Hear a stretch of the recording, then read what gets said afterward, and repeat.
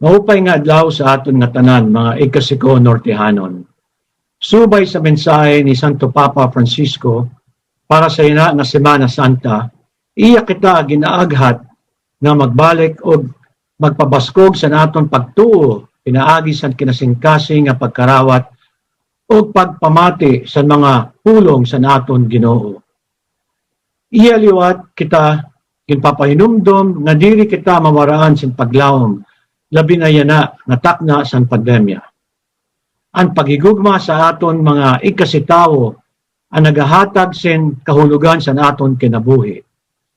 Ang taladiktoy nga mga hatag ug buhat kung may upod nga paghigugma in makakahatag sa aton ikasitawo sindako nga kalipayan. Mag-ampo kita nga tanan nga tagan kita niya sin maupay nga panlawas ug panalipdan kita niya sa bisa nano nga karatan labi na kontra sa sakit na COVID-19. Ikapiliwat naton sa naton mga pag-ampo ang aton mga health workers gan iba pa na mga frontliners na hulos nga nagsiserbisyo agod kita in mapanalipdan kontra sa COVID o iba pa nga sakit. Hinaot kunta nga maging mahinungdanon o mahimyang ang aton pagsalinurog sa aton Semana Santa.